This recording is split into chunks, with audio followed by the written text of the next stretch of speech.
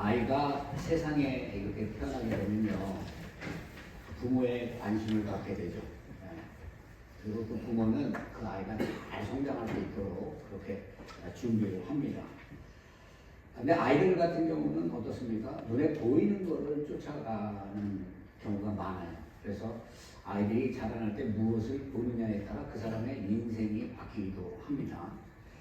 대부분의 그 부모님들 같은 경우에는 아이들의 어떤 그 재능을 발견해서 그 재능을 발전시키기도 하고 발달시키기도 하고 여러 가지 그 교육을 의지해서 그 아이들이 잘 성장할 수 있도록 이렇게 돌보는 그런 그 모습들을 우리가 잘 알 수 있어요. 특별히 아이들이 지혜롭고 지식적이고 이렇게 잘 성장하게 하기 위해서 어떤 부모님들은 그 아이의 방에다가 뭘 합니까? 책이라는 책을 잘못 갖다가 거기다 쏟아 부어놔요. 그러면 그 아이들이 기어다니고 걸어다니고 하면서 눈에 보이는 게 책이기 때문에 그것을 보고 그것을 읽고 눈으로 보고 익히는데 너무나 자연스러워지는 거예요. 그래서 보통 아이들 같은 경우에는 그렇게 교육을 시키면 그런 아이들은 그 책에 흥미를 느끼게 되고 그 책에 흥미를 갖는 그런 그 모습들이 항상 그게 익숙해진 습관처럼 되어 있는 것을 우리가 이렇게 봅니다.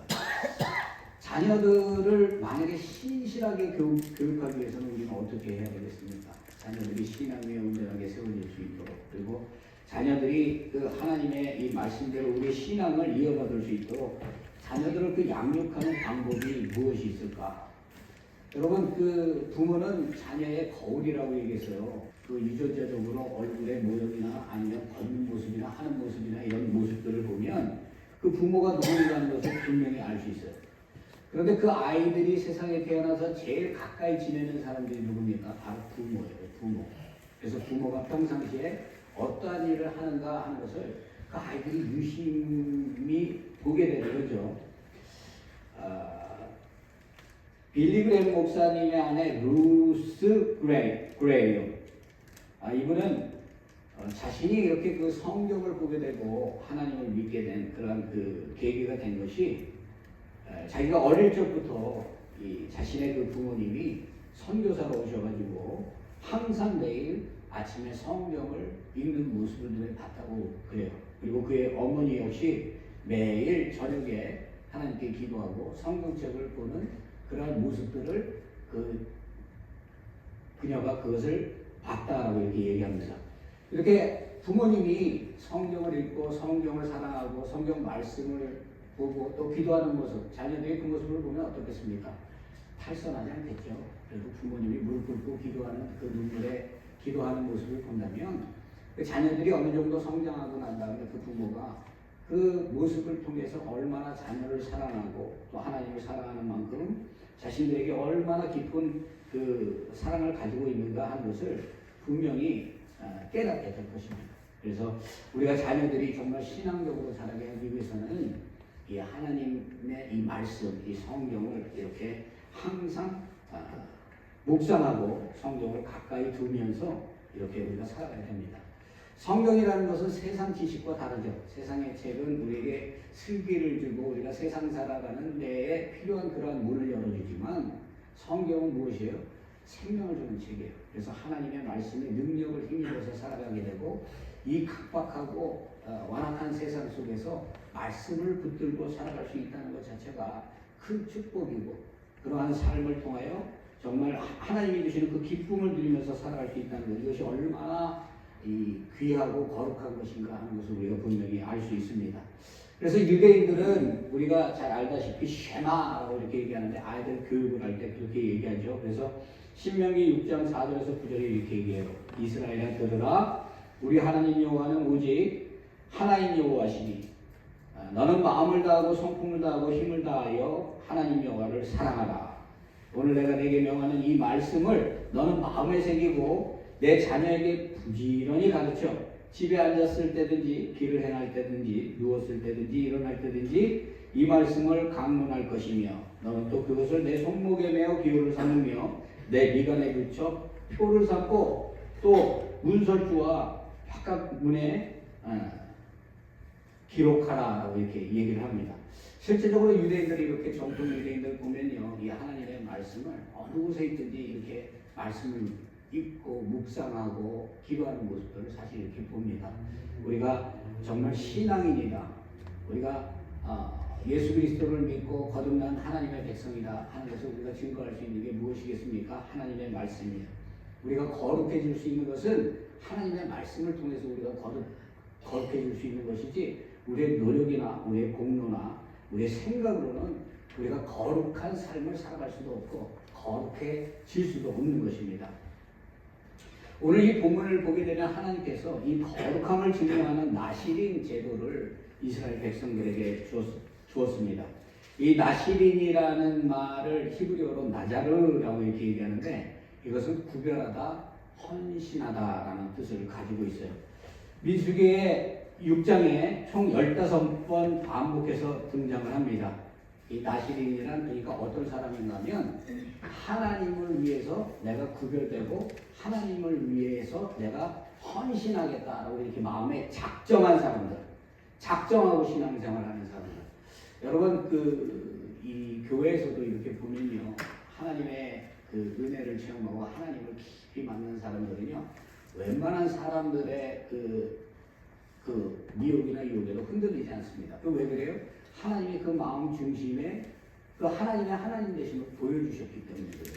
그래서 이러한 사람들 같은 경우는 항상 이 하나님의 말씀을 쫓아서 또 교회에 필요한 모든 것들 그리고 주위 그 공동체를 위해서 헌신하고 희생하는 것이 하나님께 받은 은혜가 너무나 크기 때문에 이렇게 하는 거죠. 그래서 그 은혜를 통해서 하나님이 함께 하시며 항상 그를 지키시고 보호하시는 것을 이렇게 볼 수 있습니다.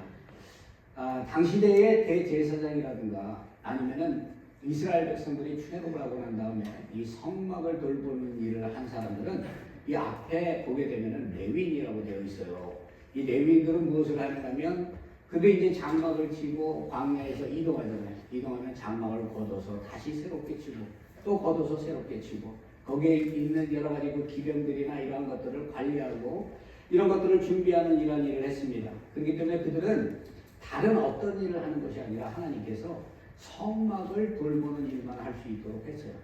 이 시대에 우리 그 나시린이 누구겠어요? 바로 저와 여러분 아니겠습니까? 몸된 교회를 위해서 항상 기도하고 교회를 돌보고 교회를 위해서 우리가 정말 예수 그리스도의 그 주신 사명을 감당하기 위해서 우리가 하나가 되어서 협력해서 선을 이루는 이러한 모습, 이 모습을 하나님이 얼마나 기뻐하겠습니까? 그래서 우리가 이렇게 마음을 다하고 신실하게 헌신하는 이 모습이 나시린과 같은 것이며 이것은 그만큼 하나님에 의해서 우리가 거룩하게 된 자라는 증명이기도 합니다. 그런데 이 나시린이 되기 위해서 한 가지 조건이 있어요. 그 조건이 뭡니까? 서원입니다. 서원. 이 서원이라는 것은 무엇인가 하면 하나님께 내가 앞으로 어떻게 하나님을 위해서 어떻게 하고 어떻게 하지 않을 것이다 하고 결단하고 하나님께 맹세하는 거예요. 그래서 여러분 우리가 그 삶에 막 어려움을 겪고 괴로운 일이 있고 고통이 있고 그 문제가 해결되지 않을 때 마지막에 하나님께 나와서 우리가 하나님을 붙들고 뭐라고 얘기합니까? 이 문제가 해결된다면 내가 주의 일을 더 열심히 하고 내가 정말 이 일을 하나님께서 해결해 주신다면 주신 그 사명대로 내가 살아가기를 그렇게 원합니다. 이렇게 기도를 하죠. 서원 기도를 합니다. 제가 예전에 어떤 그 교회에 있을 때에도 암 말기예요. 이제 2주 정도 뒤면은 생명이 닿을 그렇게 이렇게 시한부 인생인데 몸 전체가 죽고 머리만 살아있단 말이에요. 간신히 생명을 유지하고 있는데 그분이 그런 말을 해요. 내가 지금 이렇게 누워있는 입장에서 여러 가지를 생각해봤는데 왜 내가 좀 건강할 때 하나님의 일을 열심히 하지 못했는지 너무나 안타깝다. 내가 빨리 일어나서 나갈 거라고 그렇게 말씀을 하시더라고요. 그렇게 말씀하시는데 그 모습을 보고 있는 제 마음속에는 너무나 좀 안타까웠어요. 차라리 정말 거기 보고 있을 때 내가 그래도 하나님께 헌신하고 정말 충성되게 행해서 이제는 모든 걸 하나님께 맡길 수 있는 그런 마음의 여유가 생겼다라고 만약에 그런 얘기를 말씀을 하셨다면 제가 오히려 안타깝기보다는 더 많은 축복을 해줄 수 있었겠지만 그분이 평상시에 하지 못했던 것을 죽음을 눈앞에 두고 그렇게 말씀하실 때 마음속에 굉장히 좀 뭔가 부족한 그러한 느낌을 받은 적이 있습니다. 우리가 급할 때는 하나님께 서원하고 하나님 내가 우리 가정에 이런 문제가 있는데 이 문제 해결해 주시면 내가 하나님 정말 열심히 섬기겠습니다. 헌신하겠습니다. 우리가 이렇게 고백하지만 실제적으로 이러한 일들을 우리가 그 언약대로 지키면서 살아가는가 우리 자신을 한번 돌아봐야 돼요. 보통에 우리가 생각할 때는요. 그 큰 문제를 해결해 주면 우리가 무엇을 할 것이라고 생각하지만 하나님의 나라와 의를 구하면 그 문제가 해결되는 거거든요. 근데 그 문제에 매달려서 문제를 붙들고 가다 보면요. 그 사람은 그 문제가 끝이 나고 난 다음에 다른 문제가 또 생기면 또 그 문제를 갖고 그 자리에 앉아서 기도만 하다가 하나님의 그 뜻만 구하다가 그렇게 삶을 마치는 그런 분들이 많이 있어요. 삶에 우리 어려움이 있고 문제가 있고 답답함이 있더라도 우리가 우선적으로 해야 할 것이 무엇인가? 그 문제를 바라보는 게 아니라 오히려 하나님의 일을 헌신하고 하나님의 일에 최선을 다하면 하나님이 막혀져 있고 묵혀져 있는 그 모든 것을 당연히 완전하게 풀어 주시는 것입니다. 우리가 이 서원했다라는 걸 보게 되면 우리 그 사무엘상의 한나의 서원을 우리가 알 수 있어요. 한나가 결혼을 했지만 자식이 없습니다. 그런데 분이 나는 첩인데 자식이 있어요.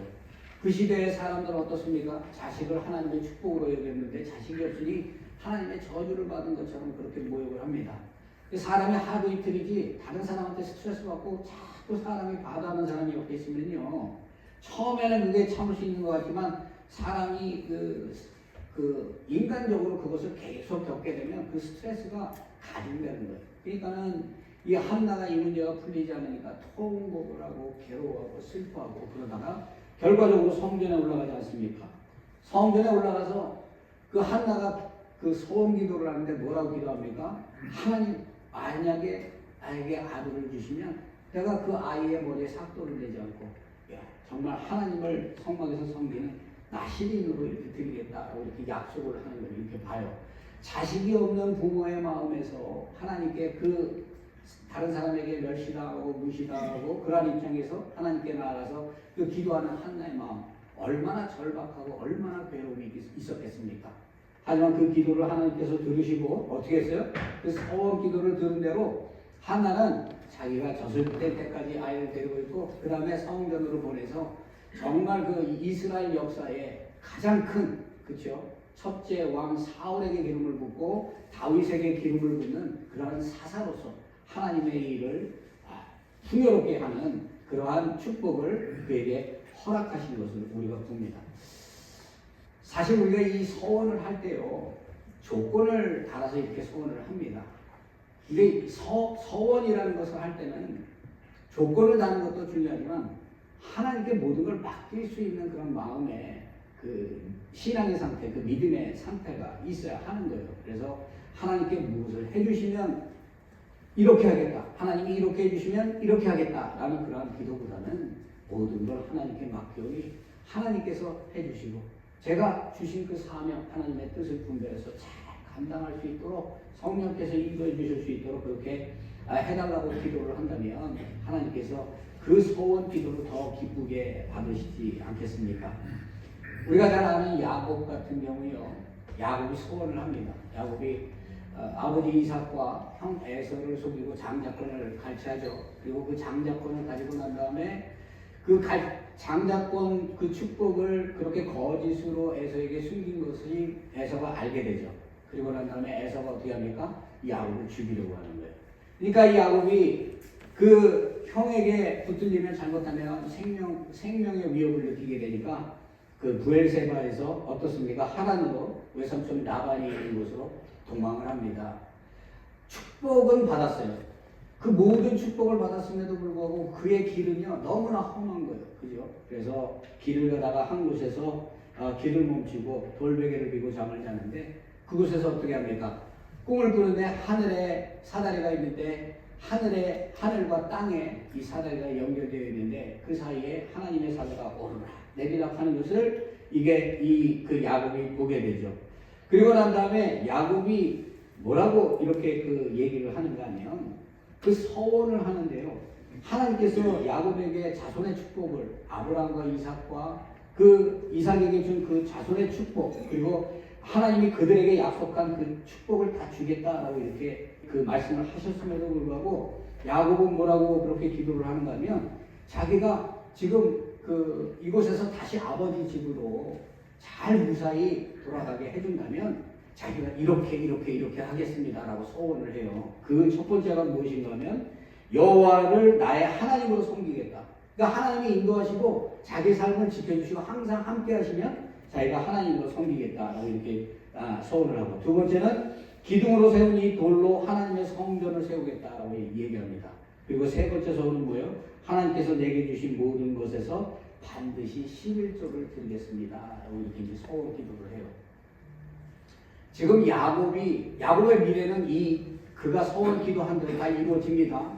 그가 다시 돌아오게 되고 많은 거부가 되고 형 에서가 두려움에도 불구하고 오히려 그 에서에게 다시 돌아와서 두 형제가 가지고 있던 맺혀있던 그 모든 문제들을 다 풀었던 것을 우리가 성경에서 보지 않습니까? 하지만 그 미래를 모르는 야곱의 입장에서는 어떻겠어요? 그 소원 기도하면서 자기가 이렇게 하나님이 해주시면 정말 이렇게 할 것입니다라고 이렇게 얼마나 갈급한 마음으로 기도를 했겠습니까? 우리도 삶에 문제가 있으면요, 정말 하나님께 너무나 힘들면 소리쳐 외치는 거예요. 힘들 때는 눈물 콧물 다 나는 겁니다. 예. 왜? 너무 힘들고 괴로우니까. 이 문제가 해결되지 않으니까. 지금 어떻게 보면 그 야곱은 그러한 모습에서 하나님을 만났단 말이에요. 하나님의 사자를 만나고 하나님의 말씀을 듣고 난 다음에 그 은혜를 체험하고 난 다음에 소원을 했어요. 그러면 하나님께서 은혜를 베풀어 주실 것이라고 생각하고 그가 그 약속대로 그렇게 이행하면 좋은데, 실제적으로는 라반에게 가서 그 딸들과 결혼을 하고 많은 부를 갖게 되고 그리고 그곳에서 평안한 그런 삶을 살게 되니까 그 약속을 잊어버린 거예요. 그래서 하나님께 소원했던 그 소원의 기억을 잊어먹습니다. 그럼에도 불구하고 하나님께서는 택한 사람에게 그것을 기억나게 하시는 거죠. 그래서 창세기 35장 1절에 보면 하나님이 야곱에게 이르시되 일어나 베델로 올라가서 거기 거주하며 내가 내 형 에서의 낯을 피하여 도망하던 때에 내가 나타났던 하나님께 거기서 제단을 쌓으라 하시니라. 이 이야기는 무엇입니까? 하나님께서는 우리의 소원한 것을 우리는 잊어먹을지 몰라도 하나님은 기억하고 계신다는 거예요. 여러분, 우리가 이 하나님께 소원하고 정말 하나님의 일을 하겠다라고 결심하고 우리가 그 결단을 했다면요, 그것은 우리가 그 결단한 대로 그것을 이루어 나가야 돼요. 근데 우리는 어떻습니까? 잊어먹기 쉽다는 얘기죠. 생활이 편안해지면 내가 그런 기도를 했었나? 그리고 세월이 가면서 그 모든 것들을 그냥 일상 생활 속에 이렇게 내려놓는 그런 경우들이 많이 있습니다. 하지만 우리가 정말 하나님께 은혜를 받고 하나님께 체험을 받았다면 그 서원대로 붙들려서 사는 축복이 저와 여러분에게 있어야 할 거예요. 그 붙들림은요, 내가 자원해서 하나님께 서원했지만 하나님이 허락하지 않으면 그 서원 기도를 그 사람이 그것을 이루어갈 수 있도록 그 하나님께서 역사하네요. 하나님께서 택한 하나님의 백성, 정말 은혜를 베푸신 하나님께서 그 서원을 들으시고 그 서원대로 붙들어서 그 서원을 갚을 수 있도록 그의 삶을 더 연장시켜 주시고 그의 생활에 필요한 것을 채워주시고 그가 원하는 것보다 더 넓은 지경을 넓혀주셔서 정말 하나님의 말씀대로 순종해서 가야 하는 것이 얼마나 귀한 것인가 하는 것을 깨닫게 되는 것입니다. 우리가 잘 알다시피 사도행전에 보면 초대교회는 어떻습니까? 성령의 충만한 교회였어요. 성령의 충만함을 받은 이 교인들이 서로 물질을 나누고 마음을 나누고 서로 사랑하면서 서로 그렇게 하나가 되는 그러한 모습 속에서 그들이 살아왔단 말이에요. 그런데 그 교회에 큰 문제가 생겼습니다. 그 문제가 뭔가 하면 아나니아와 삽비라의 이야기예요. 4장의 마지막 부분에 보게 되면 그 교회에 구브로에서 난 레위 사람 그 요셉이 있는데 우리가 바나바라고 더 많이 알고 있죠. 이 바나바가 자기 밭을 다 팔아가지고 그 교인들의 필요를 채우기 위해서 자기 밭을 다 팔아서 이렇게 헌신을 했단 말이에요. 그러니까 어떻습니까? 하나님 보시기에도 그렇고 성도들이 보기에도 그 사람이 그렇게 큰 일을 하고 나니까 얼마나 귀하게 느껴지고 얼마나 그 마음속에 존경심이 생기겠어요. 여러분, 주의시들은요, 우리가 11조 하지만 집을 팔면 10분의 1을 교회에다 헌금합니다. 근데 우리가 그 교회에서 헌금 생활을 할 때 우리가 그 11조면 11조, 주일원금이면 주일원금, 감사원금이면 감사원금, 그 의미를 온전히 알고 하나님께 헌물을 드려야 돼요. 이것 또한 우리가 그냥 형식적으로 이렇게 예물을 드리자면 하나님께서 그것을 절대 기쁘게 받지 않습니다. 이 바나바가 이렇게 그 헌금을 해서 드리고 나니까 성도들 중에 이제 고만고만한 사람이 또 있지 않겠습니까? 그 사람이 누구예요? 여기 오늘 보게 되면 아나니아와 삽비라예요. 사람들이 막 그 사람을 추대하고 그 사람을 존경하는 모습을 보니까 자기도 땅이 있고 돈이 있단 말이에요. 그래서 자기도 좀 대접받고 싶은 생각에 자기의 생각대로 자기의 재물을 팔아서 그것을 헌납하겠다고 이렇게 작정을 했단 말이에요. 소원을 했단 말이에요. 그런데 문제는 뭔가 하면 이 사람들이 그 재산을 팔아서 그대로 만약에 드렸으면 아무 문제가 없겠죠.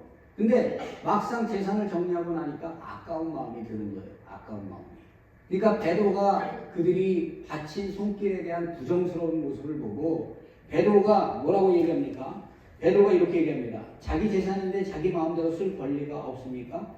자기들이 처분한 것 중에 일부는 남겨놓고 일부는 교회에 바칠 권리가 없습니까? 처음부터 정직하게 이건 11조가 아니고 이건 감사헌금이 아니고 이것은 내가 그냥 마음에 감동되는 대로 드린 거라고 하면 누가 얘기 안 한다는 얘기죠. 하나님도 그 마음을 기뻐 받으신다는 얘기예요. 그런데 떡하니 교회가 얘기하기에는 내가 가진 걸 모든 걸 다 팔아서 이렇게 드린다고 얘기해놓고 그것이 아까우니까 어떻게 했어요? 일정 금액을 숨기고 그것을 내놓았단 말이에요. 하나님은 기뻐하지 않으신 거죠. 베드로 눈에는 그게 보이는 거죠. 그러니까 어떻게 됩니까? 그 사람은 살아가면서 자신은 사람을 속일 수 있을 거라고 생각할지 모르지만 두 내외가 한 날 3시간 차이로 생명을 잃게 되는 이런 이 모습을 우리가 성경에서 봅니다. 여러분 우리가 사람끼리 언약, 약속을 하더라도 그 사람에게 약속을 이행하지 않고 맨날 거짓말하는 사람 만나면 여러분 어떻습니까? 신뢰할 수 없는 거죠. 그 사람은 어떻게 믿고 사귀고 교제하겠습니까? 근데 하물며 하나님께 자기가 아쉽고 괴롭고 힘들 때 그렇게 서원 기도를 했는데 그것을 모든 문제가 해결됐다고 해서 그것을 쉽게 생각하는 것, 그 모습을 하나님께서 기뻐하지 않으신다는 얘기예요. 그래서 전도서 5장 4절에서 6절에 이렇게 얘기를 하고 있습니다. 하나님께서 서원하였거든 갚기를 더디 말라. 하나님은 우매자를 기뻐하지 아니하시나니 서원한 것을 갚으라. 서원하고 갚지 아니하는 것보다 서원하지 아니하는 것이 나으니 내 입으로 내 육체를 범죄하게 하지 말라. 사자 앞에서 내가 서원한 것이 실수라고 말하지 말라. 어찌 하나님으로 내 말소리를 진노하사 내 손으로 한 것을 멸시하게 하겠느냐라고 이렇게 기록을 하고 있습니다. 여러분 하나님과 우리가 마음속으로 정말 하나님의 일 아니면 정말 우리가 이웃을 사랑하고 섬기며 내가 온전하게 정말 신앙생활하고 싶다라고 만약에 우리가 하나님께 기도하고 간구하고 언약한 그런 것들이 있다면 그렇게 될 수 있도록 잊어먹지 말고 자꾸 날마다 변화되어서 그렇게 살아가는 그런 삶의 모습이 되어야 할 것입니다. 오늘 이 나시린이라는 이 사람은 제가 앞에서 얘기했지만 구별된 사람이라고 얘기해요. 구별됐다는 것은 오히려 우리 성도들과 같은 것입니다. 하나님께서 세상에서 우리를 불러서 예수 그리스도를 믿게 하고 예수 그리스도의 자녀, 예수 그리스도에게 속한 그런 하나님의 백성이 되게 하셨다는 얘기죠. 그렇다면 그러한 사람들이 믿고 구원받고 은혜 받는 걸로 끝나는 것이 아니라 해야 할 의무가 있다는 거예요. 그래서 율법도 보게 되면 하나님께서 613개의 율법을 주지만 거기에는 지켜야 할 일과 지키지 말아야 할 율법을 따로 주셨어요. 그래서 그 율법대로 우리가 살아가면서 하나님의 말씀을 생각하고 그 유대인들 같은 경우에는 그 말씀을 지켜서 구원을 얻으려고 그렇게 애를 썼잖아요. 하지만 신약의 예수님께서는 우리가 그러한 부족함이 있다 할지라도 예수 그리스도를 믿음으로 영원한 생명을 얻게 하는 그런 축복을 우리에게 주셨죠. 이 오늘 본문에 보면 3가지를 얘기합니다. 구별된 자, 거룩한 자로 살아가야 할 그런 삶의 모습. 첫 번째 보게 되면 3절과 4절에 이렇게 얘기를 하고 있어요. 포도주와 독주를 멀리하며 포도주로 된 초나 독주로 된 초를 마시지 말며 포도즙도 마시지 말며 생포도나 건포도도 먹지 말지니 자기 몸을 구별하는 모든 날 동안에는 포도나무 솟아는 씨나 껍질이라도 먹지 말지며 라고 이렇게 말씀을 하고 있어요. 지금 여기 보면은 지금 포도에 대해서 계속 나오죠. 그리고 포도주에 대해서 강조를 하는 것입니다. 당시 대에 이스라엘 백성들은 물이 귀하기 때문에 이 포도를 즙을 내서 먹기도 하고 포도주를 일상 그 생활 식수처럼 그렇게 사용을 했어요. 그래서 우리가 잘 알다시피 예수님께서 요한복음의 첫 번째 이적을 할 때 가나의 혼인잔치에서 물을 포도주로 바꾸지 않습니까? 그러니까 포도주가 사람들을 흥겹게 하기도 하고 또 바울이 얘기했듯이 디모데에게 네가 너의 건강을 위해서 그 포도주를 쓰라 라고 이렇게 얘기한 것처럼 인간의 어떤 질병을 고치는 데도 도움이 된다는 말이에요. 그럼에도 불구하고 하나님께 구별된 자들, 구별된 자들, 그리고 하나님께 자기가 서원하고 자신을 바치겠다고 하는 사람들은 이 포도주를 멀리하라는 얘기예요. 그리고 그 독주를 멀리해라.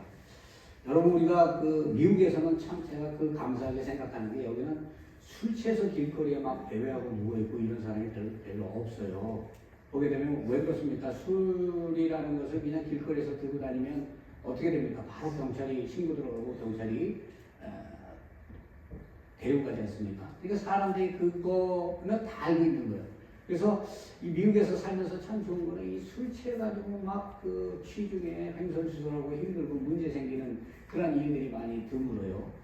그런데 여러분, 술을 드셔본 분들은 아실 거예요. 물론 이제 태어나서 여태까지 술을 한 번도 입에 대보지 않으신 분들이 있을 수 있지만 한국에서 지금 문제나고 사고 나고 연예인들 문제 생기는 거 다 뭡니까?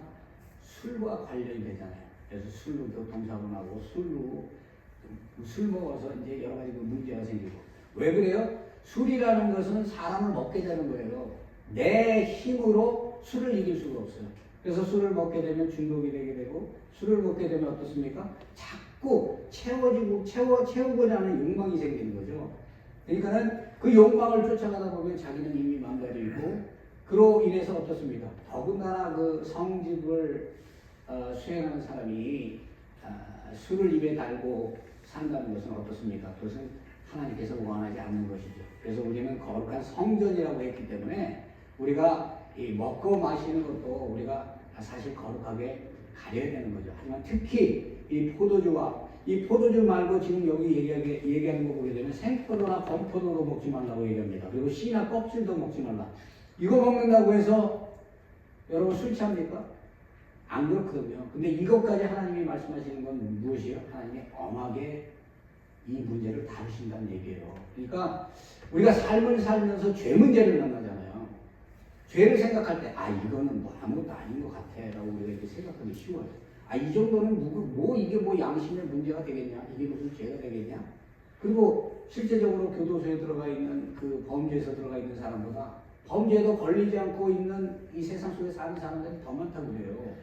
그러니까 우리가 이 하나님의 죄를 생각할 때 정말 우리가 구별됐고 하나님께 택함을 받았고 정말 예수님께서도 많은 그 죄에 대해서 인간의 죄 때문에 대속하신, 생명을 대속하신 그 은혜를 우리가 생각한다면 우리가 삶을 살아가면서 반복되는 그 죄를 자꾸 밀어낼 수 있어야 되는 거예요. 그래서 우리가 주 안에서 더욱더 정말 거룩해지고 깨끗해지는 그런 삶을 우리가 살 필요가 있습니다. 두 번째는 뭐라고 얘기합니까? 5절에 소원하고 구별하는 모든 날 동안 삭도를 절대 대지 마라 라고 이렇게 얘기해요. 왜 그런가 하면 이 삭도라는 것은 이 머리털을 밀지 말라고 얘기하는 건데 유대인들 그 정통 주의식을 보게 되면 이 머리를 계속해서 이렇게 길러내리는 것을 이렇게 보죠. 왜 그런가 하면은 신체중에서 이 머리카락이 제일 빨리 자라고 거기에는 하나님의 권능과 하나님의 주권이 있다, 생명이 있다라고 이제 그들이 그렇게 생각하는 거예요. 그래서 삭도를 대지 말라. 내가 구별되었으니까 하나님께 바쳐졌다는 그런 표시로 인해서 이렇게 삭도를 대지 말라라고 이렇게 얘기를 하고 있습니다. 하지만 머리를 자르지 않고 그렇다고 해서 그 사람이 거룩해지는가? 절대 안 그래요. 삼손 보세요. 삼손이 머리가 길면 힘이 있고 능력이 머리카락에서 나온다고 그가 그렇게 생각하고 있다가 드릴라에게 어떻게 됩니까? 그 드릴라가 유혹해서 결론적으로는 자신의 그 비밀을 드러내잖아요. 드러냈을 때 하나님이 떠난 것이지 그 머리를 컷했기 때문에 그 삼손이 힘을 잃고 능력을 잃은 게 아니에요. 하나님과의 그 언약, 지켜야 할 삭도를 대지 말라는 하나님의 말씀을 어겼기 때문에 어떻게 되는 거예요? 이 삼손이 나중에 두 눈을 뽑히고 그렇게 곤욕을 치게 되는 그런 결과를 겪게 되는 것입니다. 그리고 세 번째는 뭐라고 얘기합니까? 시체를 가까이 하지 말라고 그래요. 근데 여기서 강조하는 시체는요, 부모 형제까지도 그렇다고 얘기해요. 이 얘기는 무슨 얘기하는가 하면, 여러분, 우리가 천륜인데, 부모가 돌아가셨는데 어떻게 부모를 안 안아볼 수 있어요? 시체라고. 하지만 나시리는 그렇게 하지 말라는 거예요. 왜 그래요? 우선순위가 정해져 있기 때문입니다. 내 부모보다도 내 부모를 창조하신 하나님이 우선이라는 거예요. 그래서 하나님이 말씀하신 그대로 형제 자매가 만약에 이 어려운 일을 당했다 할지라도 하나님을 바라보고 하나님을 의지하고 하나님께 모든 걸 맡기고 그 하나님이 주신 그에게 주신 그 사명을 감당할 수 있도록 그렇게 해야 한다라고 이렇게 말씀을 하고 있는 것입니다. 이 오늘 말씀을 통해서 정말 우리가 한 가지 봐야 될 것이 있어요. 여러분, 우리가 정말 하나님의 능력을 입고 하나님의 그 거룩한 백성으로 우리가 살아가기 위해서 정말 우리가 해야 될 것이 무엇입니까? 내가 조심하고 내가 그 나쁜 일 안 하고 덕스럽게 살고 그러면 하나님이 기뻐하시는 그 기준이 될까요? 우리가 하나님의 기준을 알기 위해서는요, 하나님의 말씀을 알아야 돼요. 하나님의 말씀. 그래서 오늘 여기 시작하는 이 말씀을 보게 되면 여호와께서 모세에게 말씀하여 이르시되 라고 이렇게 얘기해요. 하나님의 말씀이 모세를 통해서 그들에게 전해지는 거예요. 하나님의 말씀대로 행하고 말씀대로 순종할 때 어떻게 됩니까? 하나님이 부어주시는 그 축복과 은혜를 누리면서 살아갈 수 있고 거룩하게 구별된 자로서의 삶을 살아갈 수 있다는 것입니다. 그래서 저와 여러분, 정말 우리가 하나님을 사모하고 하나님께 택함받은 그런 귀한 은혜가 우리 안에 있다면 아침에도 점심에도 저녁에도 틈나는 대로 하나님의 말씀을 보고 시편 1편에서 얘기하는 거죠. 말씀하시는 것처럼 주야로 하나님의 말씀을 묵상하는 자. 그렇게 할 때 마른 잎에서 열매를 맺고 정말 풍성한 그 형통함의 은혜를 누리게 되는 그런 축복이 우리에게 분명히 있으리라 믿습니다. 하나님께 거룩하고 하나님께 가까이 나아가서 하나님이 부어주시는 축복 속에 사는 저와 여러분 되시기를 주의 이름으로 축원드립니다.